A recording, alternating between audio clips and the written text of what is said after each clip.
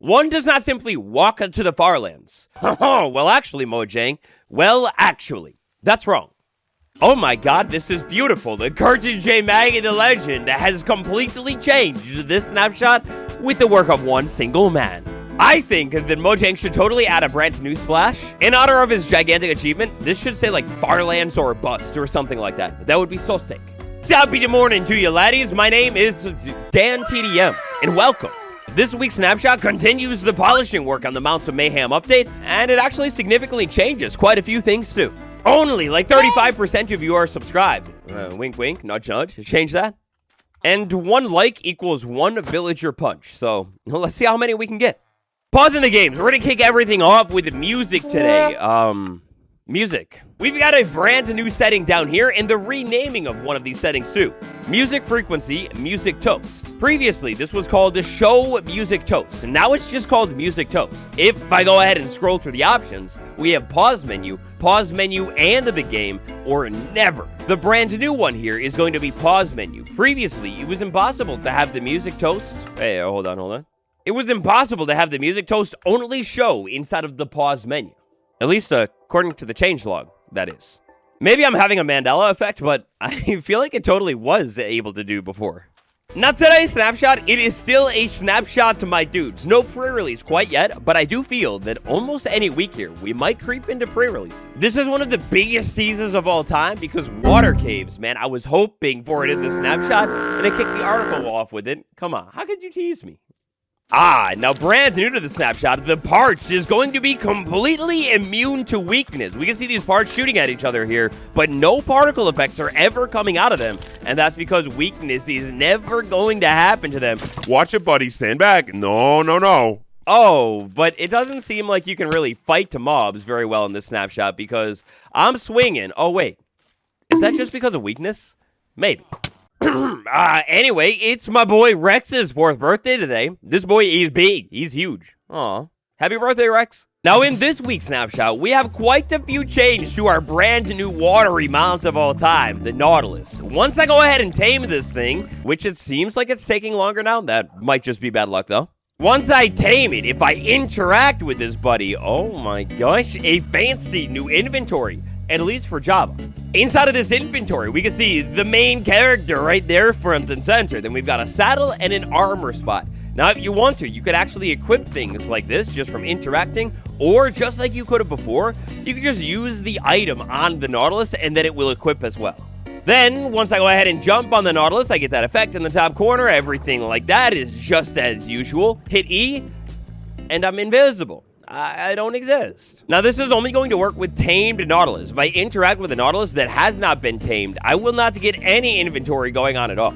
The same exact thing, pretty much, is going to happen with the zombified Nautilus as well. Oh, and interestingly, you can actually sit on a Nautilus now without a saddle. I don't know if this is intended or what, but I take the saddle off of this thing. I can't control it, but I am definitely sitting on it. If I get off of it and then try and sit on it, it doesn't work. So if you want to do this, you put a saddle on the Nautilus first. Then while you're on the Nautilus, take the saddle off, and yeah, you can just ride the Nautilus wherever your heart, its heart desires. Anyway, zombified Nautilus over here. Once this buddy has been tamed, I can do the same exact thing. Jump on the Nautilus, get an inventory, equip things, unequip, whatever you want to do. Now, this Nautilus, it also has a new sound. Listen. When I do a dash and attack... wait, maybe it will only dash attack on its own. When a Nautilus does a dash attack, it will now play a sound when it is doing all of that. So, go ahead, do the thing. On their own, instinctually, they should hunt pufferfish from time to time. I don't know how frequently it happens on Java. On Bedrock, it's like a crazy common occurrence, though. Another change that we've got to the Nautilus is an adjustment to its mouth. The mouth of the Nautilus and the zombified one has been slightly adjusted. Basically, the mouth was slightly out of line here. Man, I just still really wish that we could have had a baby not to lie in a bucket, or at least a way to splash this thing with water so I could move it back to my base. It's so sad the devs have not heard us on that one yet. Alright, now this picture right here, you see it, of course you do. It's the last week's snapshot Netherite horse armor. In this video right here, we talked about how Netherite horse armor was completely different on Minecraft Bedrock Edition compared to how it looked on Java. In this week's snapshot, netherite horse armor. Oh my god, it's beautiful. This is a brand new texture for the horse armor. Wait a second, were those straps underneath the horse there before? Because those are sick. Our big thing here that has changed with the netherite horse armor is going to be the front texture right there. That's like striped now instead of being smooth and empty. And then the neck and the head texture of the horse armor as well. We're still gonna have that fiery orange saddle looking thing, the gold, but way more plating designs on the armor to make it look a little bit more like netherite. Dude, it's so good looking. Also, as was discovered in last week's snapshot, netherite, you know how it goes. It doesn't burn at all. You can throw it in fire all day long. It should be fine. Well, netherite horse armor was frying up in fire, and no longer will netherite horse armor do that. If I light it on fire, it just doesn't care. It lives forever. Now, our final big question here is going to be, what if netherite horse armor on a horse, and that poor horse, for science only. Of course, I would never do this normally, but for science, I can go ahead and jump into the lava and... okay, well, it doesn't really keep me safe, and it doesn't really keep the horse safe either. Fire is still fire. Oh, no. My poor horse, reduced to bits and pieces. Oh, that is... not my fault, that's your fault. Next up here, we have a bit of an interesting one. A sculk sensor, a spear. The spear will no longer create item interact vibrations. Now, item interact vibrations, having a little bit of an issue here because when I interact with that frame, I thought that was an item interact, and yeah, it's clearly creating vibrations. So the next thing that I thought to try here was maybe put something in a shelf, put an item in it, and then interact with it with the spear, and... I mean, maybe, but like, also, is anything even happening? I'm not too sure. If I try and interact, I'm definitely close enough, so I'm not too sure. Either way, big brains, the spear doesn't make item interact vibrations anymore. Whatever the heck that means.